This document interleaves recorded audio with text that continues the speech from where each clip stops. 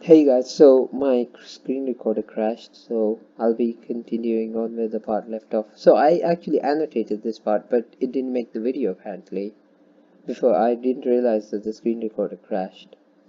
So this is basically a reaction between sodium hydroxide and gallium trioxide, which forms this salt containing this ion, which I don't know the name for. I don't think you need to know it. Might be gallate or something. I don't know. Probably Google. Using the cross method, you get Na plus and then this ion 2 minus. So you get 1, 2, and crossing them over gives you this salt. So that's the product. That's what it says in the question. Na2Ga2O4 plus H2O. That's what Ga2O3 as well as NaOH produce. So I believe all you need to do is to put a 2 in front, because that balances out. You have 5 oxygens. You have 5 oxygens here as well. And you have 2 hydrogens, and you have gallium, which is already balanced to 2. That's pretty much it. This is actually way simpler than the previous one. Even on my actual exam, I spent way long time figuring this one out. This one's more simple, to be honest. You just balance it according to the sodiums. Anyways, the next part is alloys of gallium and other elements are often more useful than the metallic element itself. That's actually true. If you look at steel and brass, bronze, if you look at them, gunmetal, they're all more useful than the elements themselves they're made from. So suggest 2 reasons why alloys of gallium are more useful than the metallic element. One thing you know about gallium is that it melts really quickly, and actually it oxidizes really quickly as well. So the alloys theoretically should not oxidize, or do not corrode as quickly. That's one of the desirable properties they have. Do not corrode easily. That's one point. So the second point, you can say harder than the metal. It may be useful if you're trying to make a plane, but I don't know why you try to make a... You can put the general points of alloys why they would be more useful, harder than the metal element. There's more points. You can say better appearance. Yeah, these 3 points. There's more than that in the mark scheme, but these 2 are the simplest. These 3 are the simplest, to be honest. If you'd like, I can tell more of them in the comments. Better appearance. Sorry, that B does not look as nice as it should be. GA. Anyways, we'll be doing question 4 as well. Hydrogen can be manufactured from methane by steam reforming. CH4 plus H2O gives you CO plus 3H2. That's the reaction, and then the reaction is carried out using using a nickel catalyst at temperatures between 700 and 1100 degrees, and using a pressure of 1 atmosphere. I don't know why I said iron there. I was thinking about the Haber's process, which involves that. So anyway, so the forward reaction is endothermic. That's pretty important, and so are these things, the catalyst and the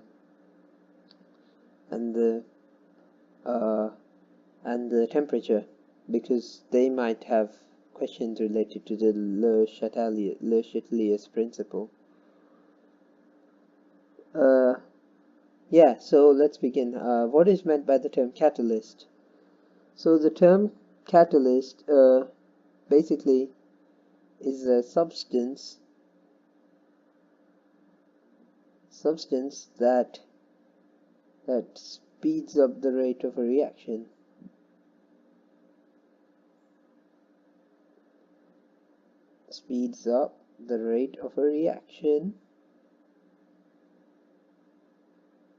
reaction by lowering the activation energy. The activation energy. In the IB, they teach you that it actually goes for a different pathway, but that's all pretty much. I believe in the IGCSE as well, they teach you that it goes through a different pathway, but anyways, you can say that. That's the 2 points. Or alternatively, the second point, after a substance that speeds up the rate of reaction, you have to say that. You can say that it is not used up in the reaction. That gives you a mark as well. I just checked the mark scheme. But yeah, you can use any of these 2 points. I believe you can't use these 2 together because that kind of defeats the purpose. Should remove that, to be honest, since that's covering the next question. Anyway, suggest 2 reasons why a temperature lower than 700 degrees Celsius is not used. So we know that the forward reaction is endothermic. So that means delta H is positive. So according to Le Chatelier's principle, if the temperature is increased it favors the endothermic side. It will want to reduce the temperature back down. Yeah, so this reaction is endothermic. So if you lower the temperature, it's going to favor the exothermic side, which is going to increase the yield of the reactants more than the products. So that basically means you get a lower yield of carbon monoxide and hydrogen, lower yield of products. And in addition, kinetics teaches us that lower temperature means that there's actually a lower rate of reaction as well. Yep, lower rate of reaction. That's pretty much these 2. The lower yield of products is a bit tough to explain, but the forward reaction is endothermic. So if they try to decrease the temperature, the system itself is going to try to increase the temperature by favoring the exothermic side, which is the reactants itself. So it's going to try to produce more reactants to oppose it. That's the Le Chatelier's principle. So you're going to get a lower yield of it's going to go backwards. You're going to get a lower yield of carbon monoxide and hydrogen, which is what you're aiming for. So yeah, and the second point is pretty straightforward in that you know that temperature is what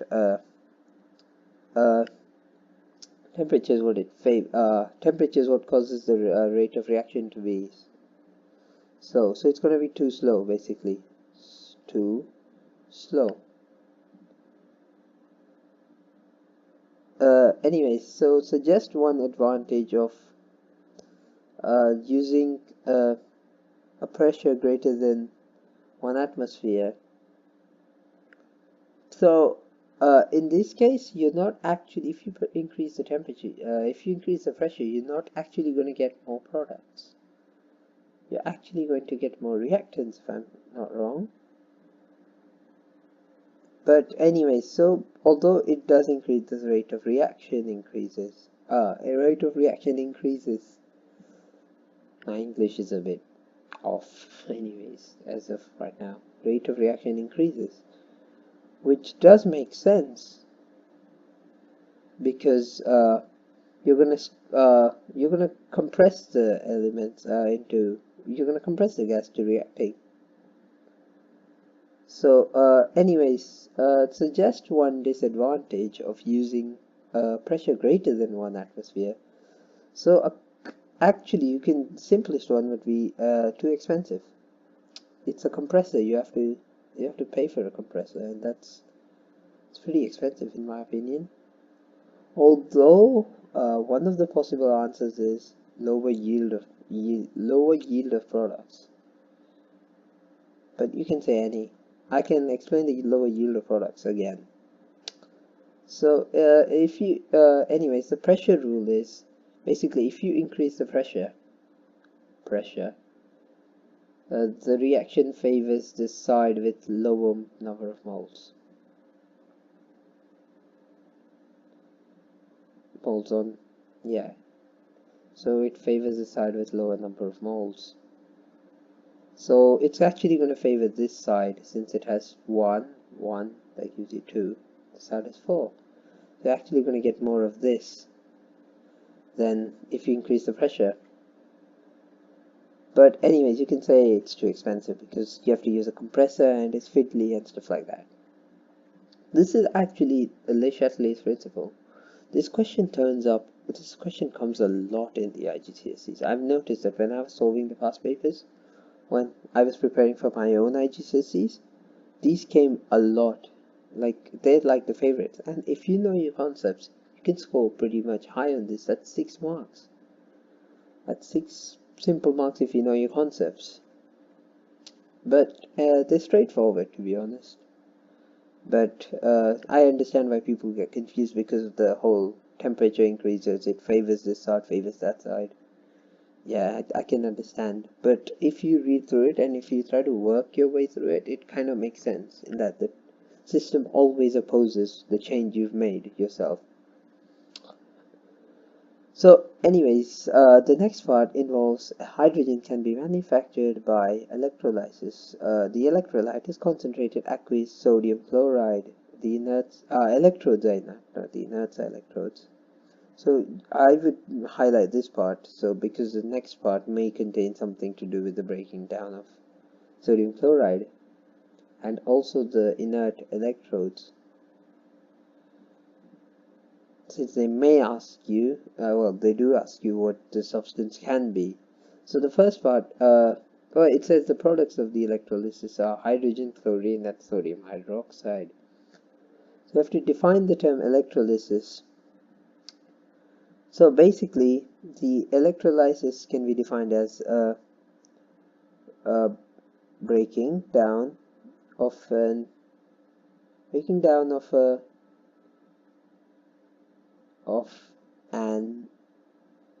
ionic compound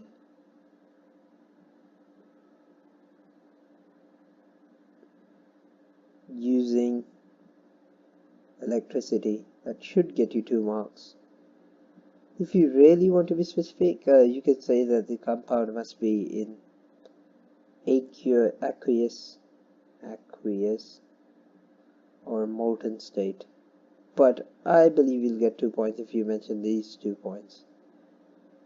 Using electricity and breaking the ionic compound.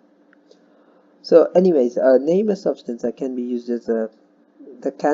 as inert electrodes. So the most common answer should be carbon in the form of graphite. You can say carbon directly. Although if you're a rich person, if you're a rich chemist, which I haven't seen that many of, to be honest, you can also use platinum, but that is ridiculously expensive to use. Both are correct though, so whichever one suits you. I prefer platinum, to be honest, but affording that is too much. So anyways, write the ionic half cell for the reaction which produces hydrogen. So anyways, so the ionic half equation for the reaction in which hydrogen is produced, it is H plus E minus. I'll be balancing it, so it gives you H2 gas, AQ I believe in this case. So you get 2, gives you 2, and that's balanced. That's pretty simple. And anyway, so the fourth part says where is hydrogen produced in the electrolytic cell. It's since it's positive, it is produced at the cathode. Cations go to the cathode, or you can say the negative electrode.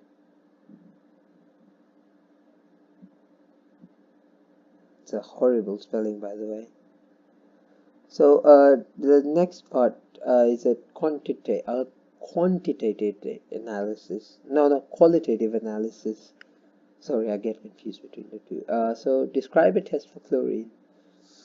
So chlorine, the test is actually damp litmus. Oh, sorry, damp litmus paper. I believe there's no colors specific, but I'm checking the mark scheme just in case. Yeah, no, it's damp blue litmus paper, which makes sense to be honest, because chlorine is an acidic gas.